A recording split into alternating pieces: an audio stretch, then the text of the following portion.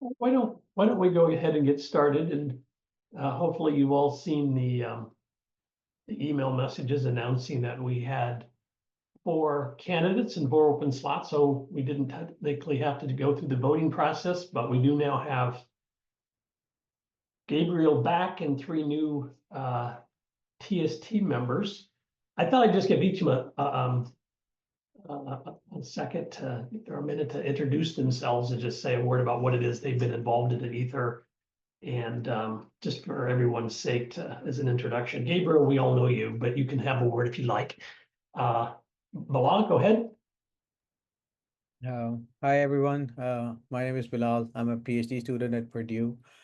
I have been a part of Aether. I have been working with Professor Larry, Ajay, Intel, and Christian for the last around 2 years. I have been working on scaling of Aether. There are some PRs open that I'm still contributing to it. So, and I look forward to contribute more. And yeah, that's me. And you were heavily involved in on-ramp. Yes. Yes.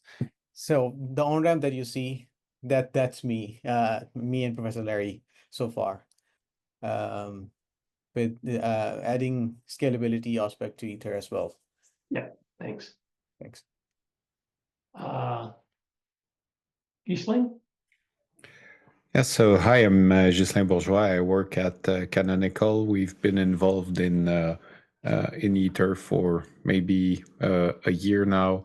We're me and my team were making a product called Charmed Ether SD Core, where we take SD Core and write operators for deploying it and for maintaining it day two. We've been involved mostly with SD Core, writing improvements to the CIs, to the tests, doing some maintenance work. So really, our focus is mostly around maintainability, but we've been adding some new features here and there. So yeah, happy to join and contribute more. Thank you. Chanyi? Hello everyone. This is Tianyi from Iowa State University. I'm helping my Professor Hongwei Zhang, to build a large-scale outdoor wireless testbed in Iowa. So it's in a rural area, and our main interest is like to bring the O-RAN and other technology for the rural purpose, to see how they can benefit the rural application. Yeah, nice to meet you. Great, thank you. Gabriel, did you want a word? Sure. Yeah, hi everybody. I'm Gabriel Arobo, part of Intel Labs. Basically gonna continue being member of the TST now, primarily contributing into the SD core, driving the SD core along with Ajay and now with Gislan. Also been working on the SD-RAN as well, with some contributions, not that much involvement, but is still working in there, and also trying to help some improvements on the on-ramp as well. And the whole CI pipeline and registries and stuff like that. So let's see, just for everyone's, in case you never paid attention, Sean and I are back. AJ is back as well, but he does not seem to be on the call.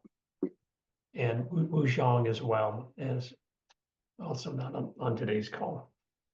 Well, thanks for all of you stepping up to serve, and hopefully this will not be an overwhelming endeavor for any of us. And thanks to Andy, Scott, and Shabazz, who are no longer on the committee but and are not on the call, so they won't hear that, but I thanked each of them individually. So let's go to infrastructure. Eric, I see you there. I just wanted to touch base on some of the issues that we've been discussing, tickets filed and so on. The first one, there's no ticket for it, but as Eric has come on board, he and I've done an inventory of all of the infrastructure services. And one of the open questions, I believe it's still open, is what's up with the registry etherproject.org? I don't know for sure where it's running. Do you, Eric? I don't think so. Let me double check. I had one note where one of our services It, or one of our AWS accounts had a bunch of stuff in it.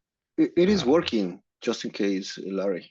No, I know Uh, it's working. So we're trying to figure out who has administrative access, where it's running, how it's being paid for, that kind of stuff. oh, okay. Yeah, I am admin in the SD core registry inside that one, just in case. That's an admin in there, but everybody else, I don't. I see other projects there, and then I have no idea. oh, so you have admin credentials for it? No. For there is a project inside the registry that is called SD core, and that's Okay. I am the admin. I am have an admin role in that one because that's something that Okay, we so you don't created have, with DAF.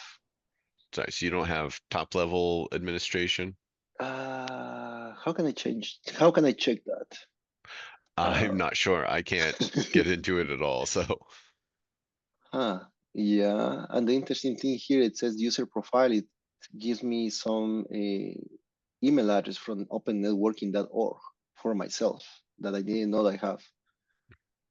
interesting. Okay. Yeah. So in terms of how it's being used, Gabriel, just from what you know, well, do you don't happen to know where it's running, do you? Say it again. You don't know where it's running. No, I have no idea what is running. Okay, actually, yeah, I just checked the notes. I do think we have the account for that It- identified. It's in one of the AWS accounts.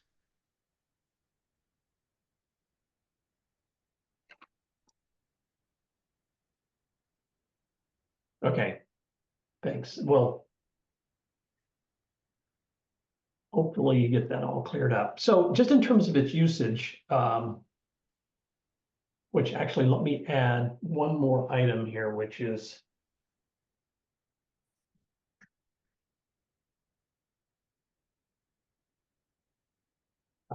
Jenkins related. Jenkins also runs an AWS out and it's pulling down images. And I think we understand that to be the source of the problem. Gabriel, when you publish SD core images, are they being published to both Docker Hub and the Ether registry or just? Yes. So this is the process that we're following for the SD core. So any incremental image is basically being pushed to the Ether registry. So Ether registry has two images. So basically, are pushed two images for every PR that is merged is two images. One that's called a main dash the commit ID, and the other one is called main latest. So that's being kind of pushed for every single PR. Then only the release images are being pushed to Docker Hub.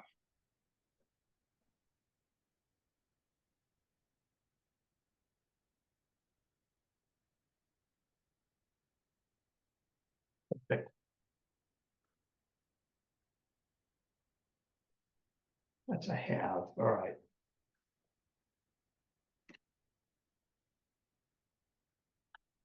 All right. So we're still searching for overall, and this is related. Let me jump a little bit over to the Jenkins performance. We're strongly suspecting that the problem is downloading images is the problem.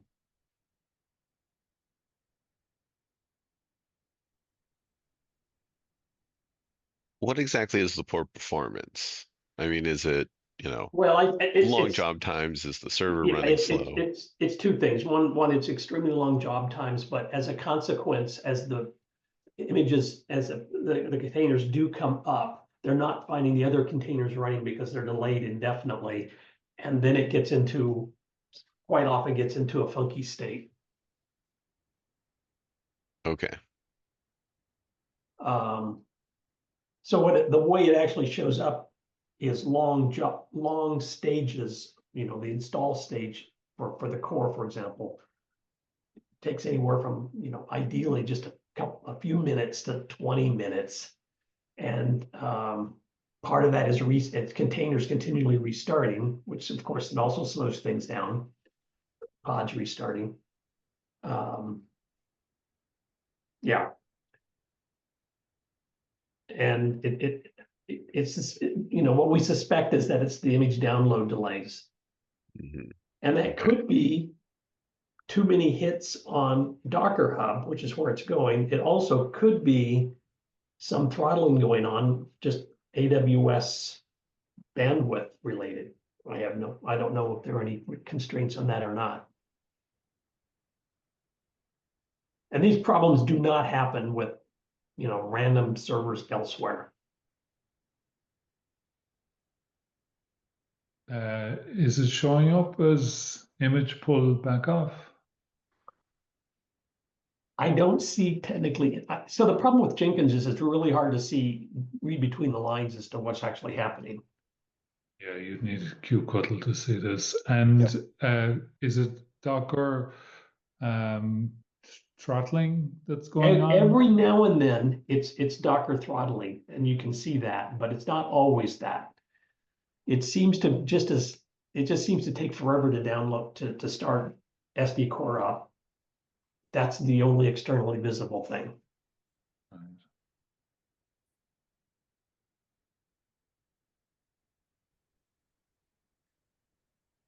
And I kind of raised it here because it occurred to me that it's possible that oh, and by the way, you know, in relationship to what others see on their development environments, this is always a fresh VM install.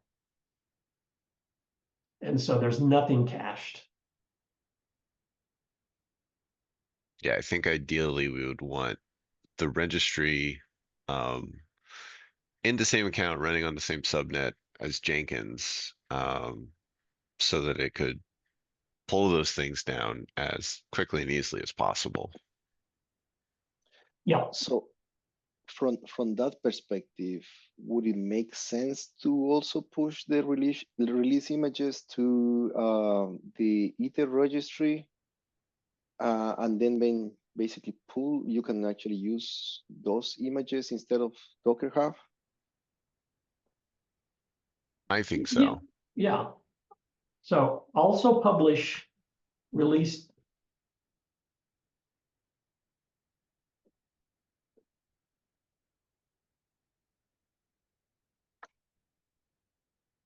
So the problem with co-locating with Jenkins, co-locate on the same subnet,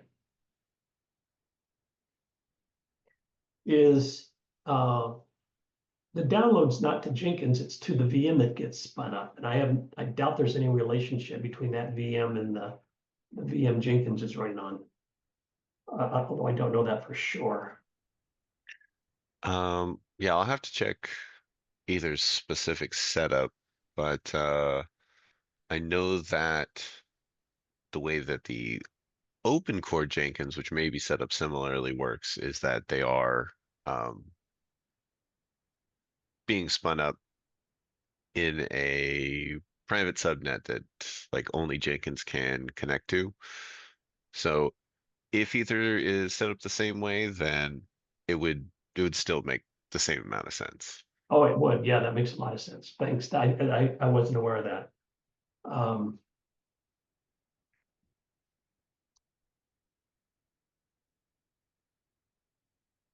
Okay, good. I'm making progress there. So I think we should continue to publish to Docker Hub, and the rest of the world can certainly access Docker Hub. That's perfectly good. But back to your point, Gabriel, I think probably we should go ahead and publish the released versions to Ether registry as well. Mhm. Okay. Larry, sorry, I was just going to say one other perspective on it is Docker throttling only happens for anonymous users. I think if you had an account for Docker, you wouldn't see that effect. That's correct. And maybe That's that right. could be And- but applied we in don't have the Jenkins. account. We have our own registry. Yeah, I mean, I do realize that that's an alternative there. Yeah, we'll just make note of it. Okay. Sorry, actually, I do want to correct that. There is still throttling for non-paid accounts. Anonymous limits are really low. But unless you have a paid account, you can still end up getting throttled if you have a high enough pull volume.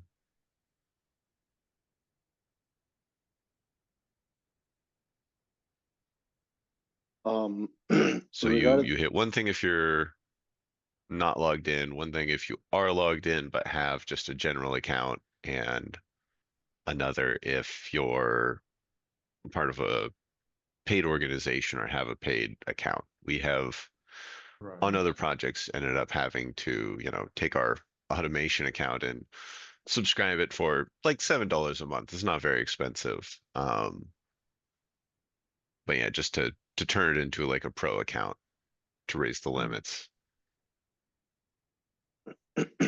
Let's keep that one in our back pocket. I would suggest, and see if, and again, there's a little bit of speculation here. But I think it's pretty suspicious, what's happening. Yeah, I think in the case that we already have a private registry, that would be the better solution anyway. But well, worth knowing. Yeah. yeah, the registry is not private, just in case. So it's still public. So Sure. By private registry, I just mean our something own- that we are hosting, yes, that the project is hosting, rather than, yes, but Docker. now my question for you, and the only reason why we didn't we hold back in the past on starting using the images from the registry, is that how reliable this registry is from the perspective of availability. Because in the past we tried to use it, but time to time we had this issue with the renewal of the certificates. So every 3 months, of course, there's no access to the registry, or is that something that we can properly, have it available all the time, such that we rely more on the Aether registry? Yeah, Gabriel, thanks for reminding us of that. That's the history here, is it always seemed to be down for one reason or another. And certificate expiring was a common reason. So there's no harm in publishing to Docker Hub. I think that's perfectly good. Yeah. That No, can be no, our publicly announced place that we point people to. Yes, yeah, the idea would be to still keep publishing to Docker Hub. But what I'm saying is more relying on the registry images instead of the ones from Docker Hub. Basically, the reason was about these limitations on the number of pulling images from Docker Hub. So for free users, that was kind of one of the motivations that we had like a while ago, and that's why we, at least from the SD core perspective, we started that registry actually February this year, because we were seeing those kind of limitations with Docker Hub. Yeah. Now, just since we are there in the Aether registry, I just wanted to highlight that there are 4 projects in there, but out of the 4 projects, 3 it seems to be either not used or outdated.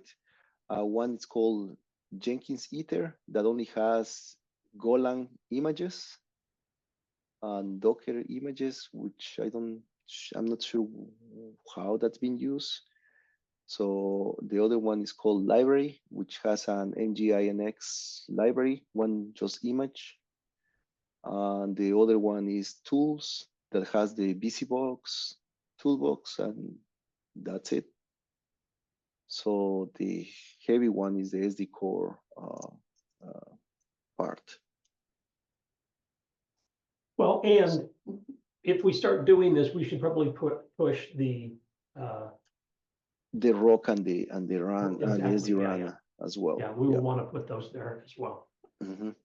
All right, so Eric, I will craft this as a ticket.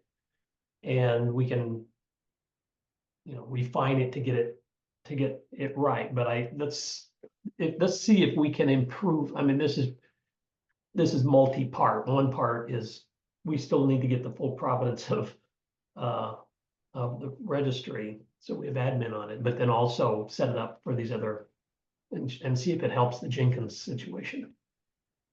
Okay.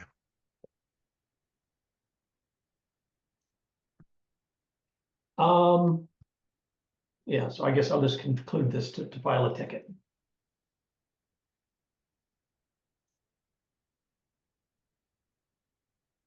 So moving on, still somewhat related, the GitHub action consolidation for the OMIC project. I think Gabriel filed a ticket. Eric, how is that going? That is underway right now. Yeah, Okay, nothing really to report. no, not really. I pretty much just got started on it yesterday. You But do yeah, understand now what it is. the .github repo has been created, and I should be pushing reusable workflows in the next few days. Yeah, Eric, I replied to your comment in the ticket, basically kind of, indicating your observations, what needs to be done, what is basically putting my comments based on your observations, what you found on the different GitHub actions. Yeah, thank you for that. I looked those over earlier this morning. Cool, thanks. Okay, great. The related is, and Sean, I'm glad you're on the call because we want to also set up the GitHub actions for Rock, whether or not they are consolidated and have reusable workflows is a secondary issue. If that's the obvious way to do it, that's fine. But we need to reconstitute the publishing. So I'm just going to refine this. It's the GitHub actions for publishing rock artifacts.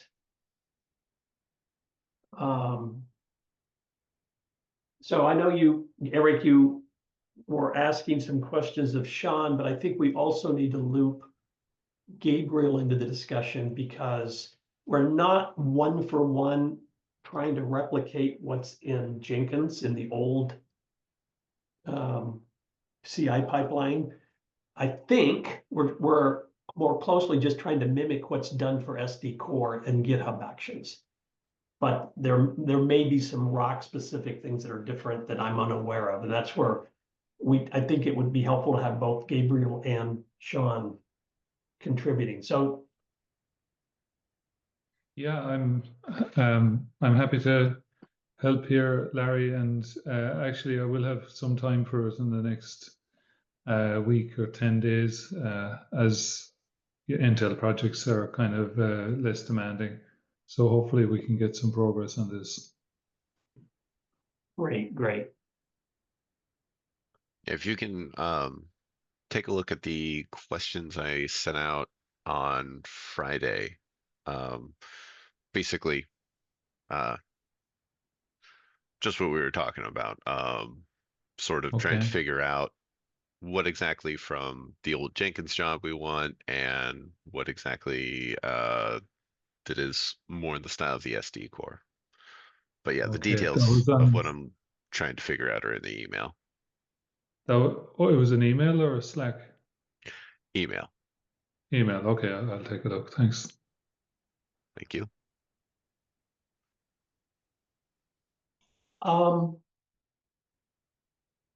And like I said, Eric, I think CCing Gabriel on this could be helpful as well. So, Sean, do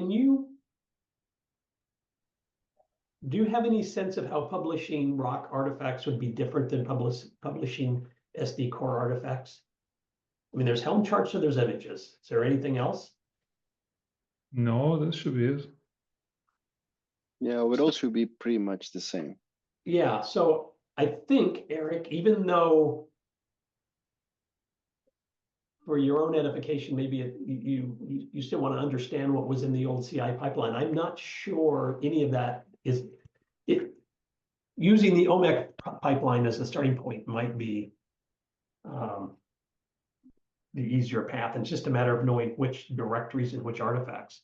I'm sorry, which repos and which artifacts.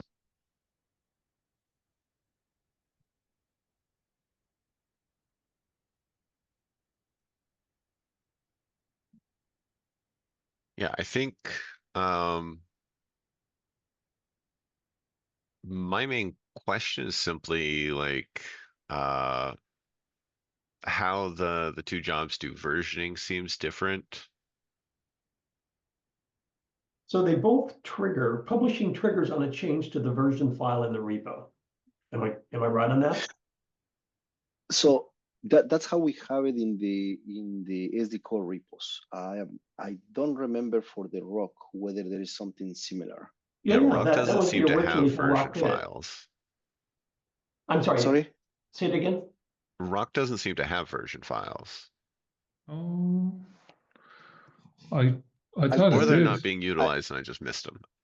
I think they Oh. used to have, but I don't remember how they Yeah, were used. that Rock was where the whole versioning system got Yeah. debugged and settled on.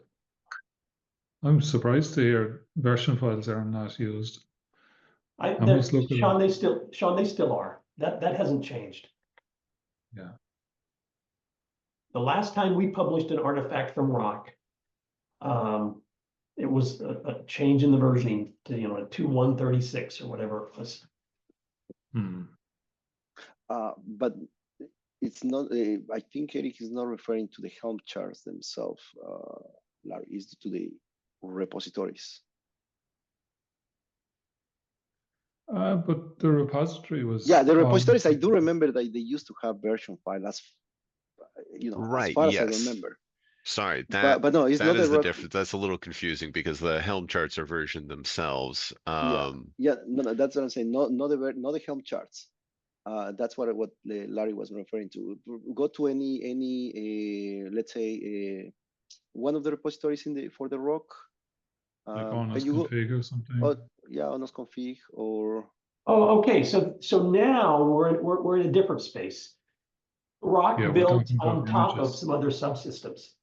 And those Yes. subsystems, they're micro ONOS related. Yes. We have not, I think it's a correct, and Sean, I'd like to hear your opinion of this. I think Wuzhong drew a line between SD-RAN and ONOS. And I think we probably need to draw a line between Rock and ONOS. Now we're kind of stuck with a slightly fixed ONOS for the time being. Hmm. But that isn't Yeah, I mean, honest micro honest doesn't belong to any other project. Really, its Yeah. primary owner is Rock. It is shared between the rock and the rig. That's kind of the only thing. Whatever update you make it in the rig. I mean, in this ONOS base component is going to affect both the rig and the rock.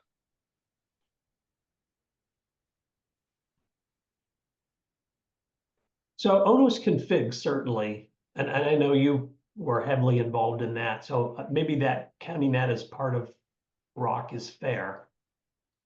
Well, there's a version there. Yeah. Hmm.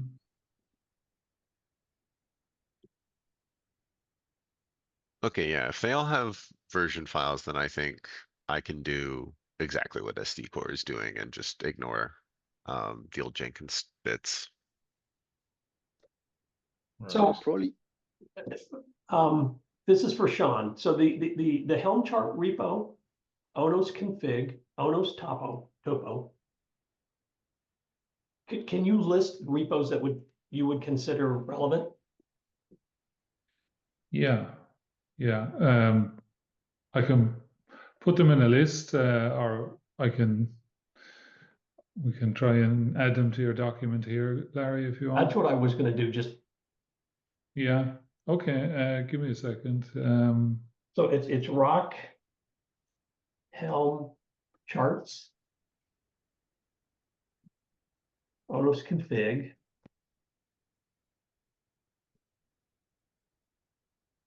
Yeah. So there's ONOS Ether. topo, I know. Yeah, Ether models. Onus CLI, Onus API,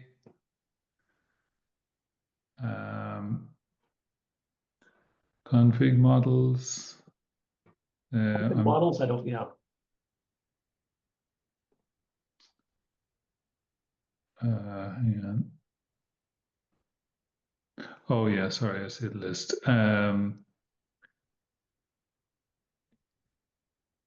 Then there are Onus Helm charts. So they're kind of like a subset. I mean, they're included by Rock Helm charts, but they have their own repo. Mhm. There is, you got Onus API and CLI. Okay, yeah, yeah. There's like build tools. Yep, I was guessing that one, yeah. And you got Ether Rock API and Ether Rock GUI. Ah,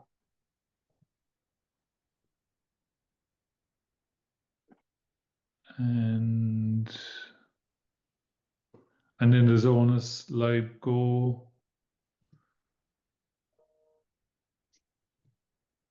And Onus Test. And there's SD Core Adapter. I think that's the last one. Yeah, that's what I have. okay, if you wanted to, double check that offline, that would be great. Thank you very much. Okay, so hopefully this will get us there.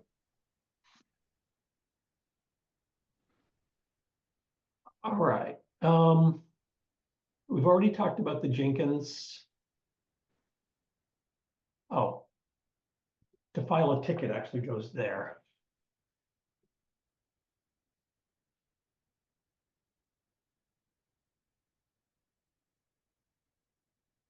All right. Anything else? A lot of infrastructure, but that's fine. Anything else in infrastructure?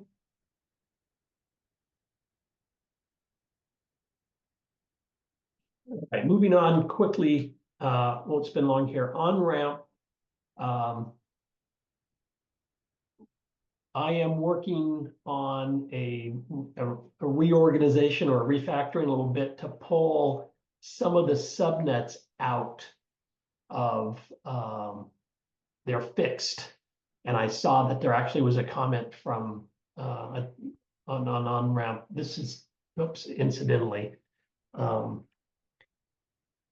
That particular subnet was a collision with a local subnet. So I had already been working to pull it out. It works when I work with GNB SIM, but I haven't gotten it work. I haven't tested it yet for the other attached RANs. So it should be shortly. If you wanted to look at it, you can look at the subnets branch in the relevant in the related repos. And second point, I see Gabriel just added, thank you, and he just did a namespace update. So it no longer refers to OMEC, it now talks about Ether 5GC as it gets instantiated. I don't know of any other on-ramp issues, questions. Does anyone else?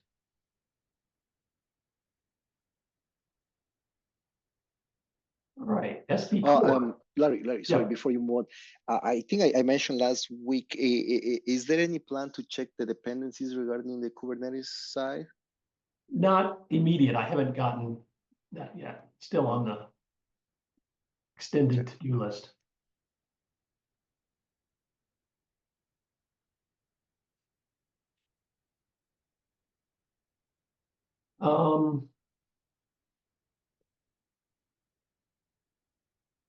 This work is proving to be really nasty because we've just got embedded stuff all throughout the manipulation of these various addresses. So it'll get there, but it's just a little bit tedious. As part of that, kind of like an addressing update, are you planning to kind of change the default network address that is being assigned for the UEs when the SMF assigns them?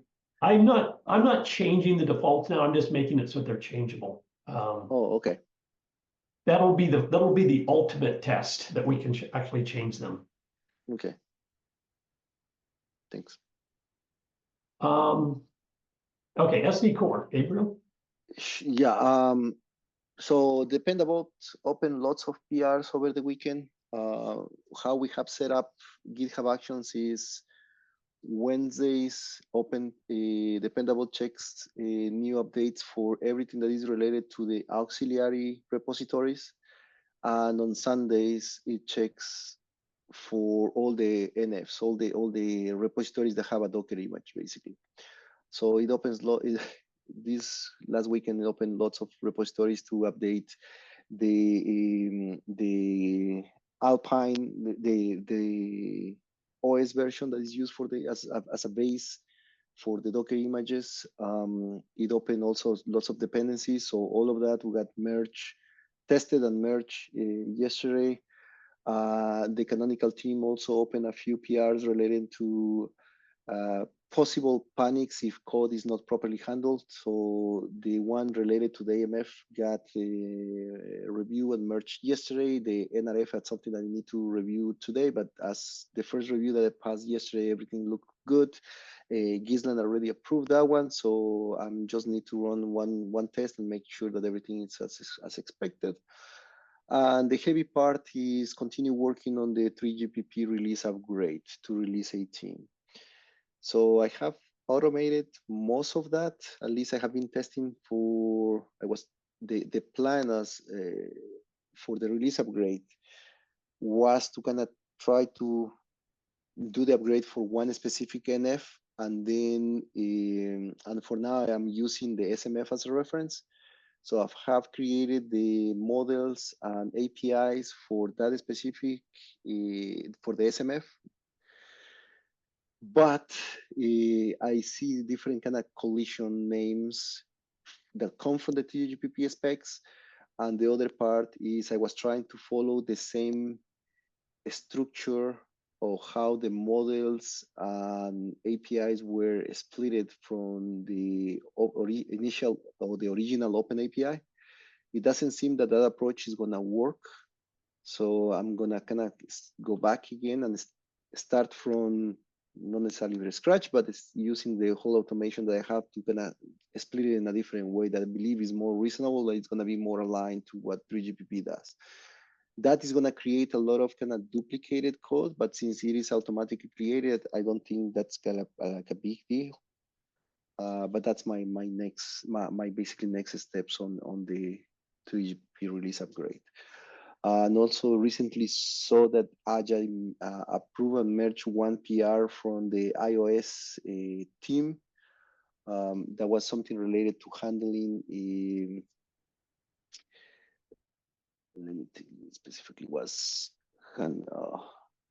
it was handling the, I think it was something related to the slice management, but the AMF. So that I think Agile should be fine with that. That's why he merged it, and that's what we have so far from the core. All right, thank you. Any questions, other issues, topics? No report on SD-RAN. Let's see, Zhang, maybe he will update us later, but they're now done with the previous release, I think, and it's a matter of taking on the next set of to-dos. Okay, the ARA deployments. Yeah, for the SD-WAN side, so right now I'm studying the rigs, the service model, and the XApp to see how we can use them in our real applications. Yeah, for example, we are pretty interested in the run slice management, and we are checking how to like use it together with our own like scheduling algorithm. Yeah. Gianni? Yeah. So you said that you're looking into the RSM XApp, right? Yeah, right. There is the RSMX app that is there is for 4G. Are you looking into Oh, that one, or are you looking into the one that it has a repository called RSM 5G? oh, so what I'm checking is the 4G one, I guess. So there is already a 5G version of that.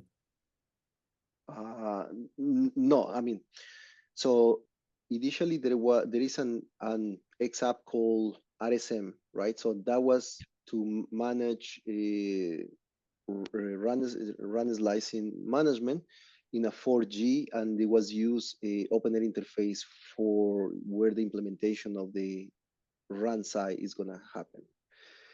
Oh, Last year or 2 years ago, we created an RSM, a run slicing management X app for 5G. So in one project that we work, we created that, but that one is still as a PR. It's still open as a PR. It has multiple components or multiple PRs that need to be merged.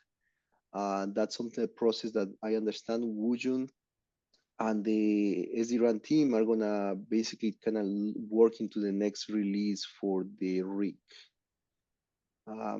But yeah, so pay attention to that part, especially if, depending on what exactly you want to use. Whether my supposition, my understanding is that you want to use a 5G one. Yes. So the RSMX app there is supposed to be for 4G.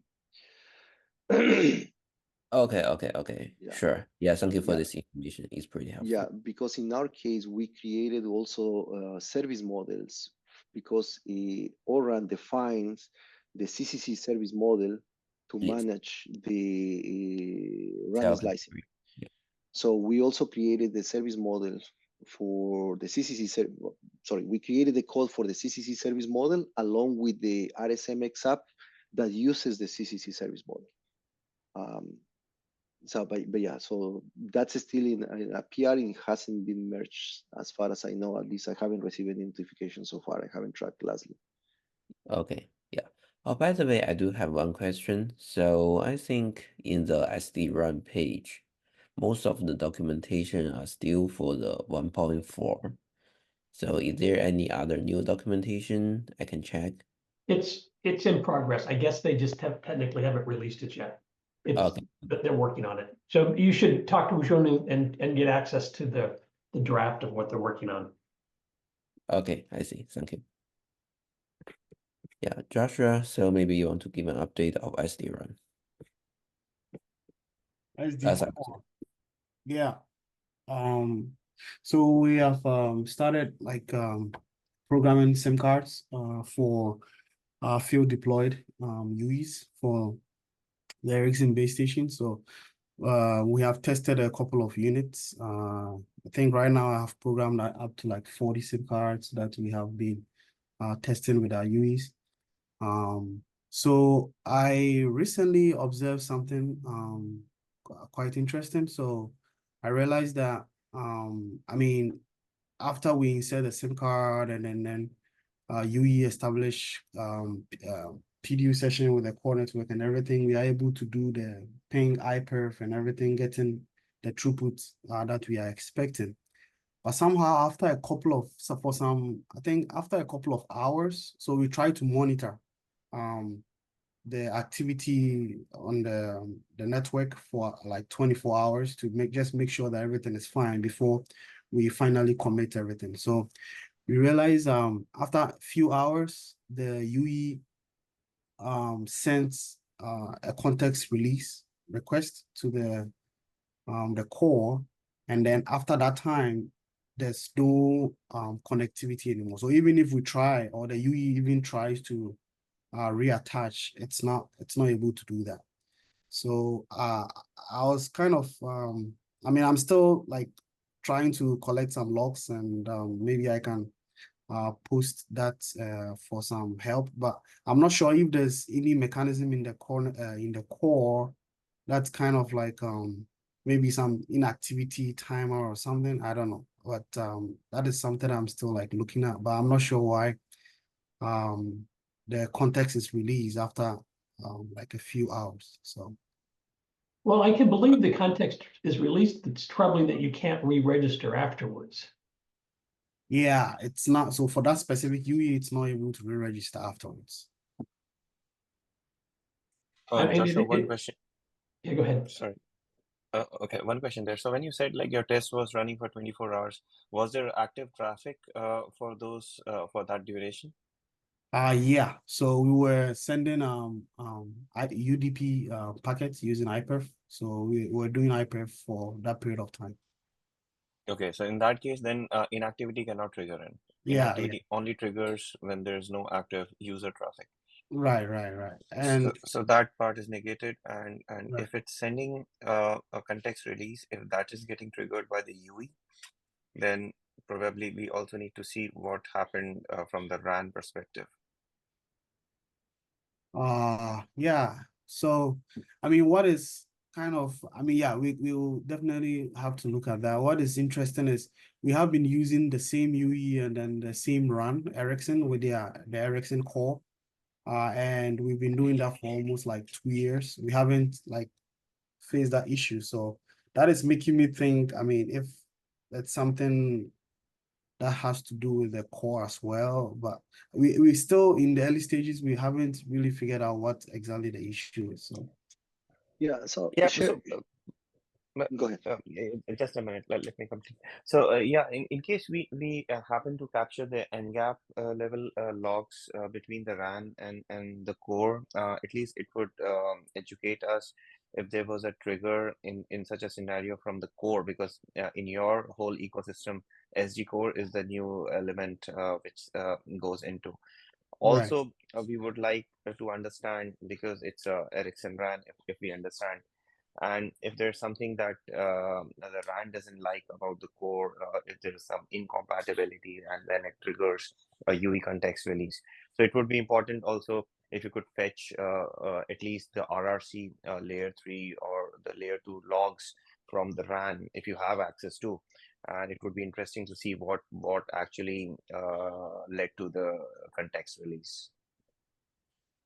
Yeah, sure.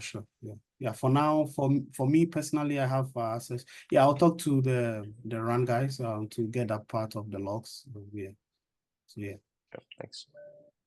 Yeah, collect the logs and share with us, and then we can try to we want to help you on try to figure out what's going on there. Right. Right.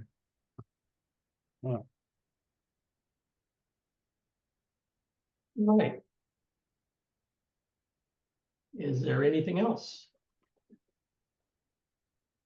No, that's it. And anything more generally? Not hearing any, I guess we'll declare victory and go home. Thanks, everybody. Thank you. Bye. Yeah. Bye bye. Thank you. Bye.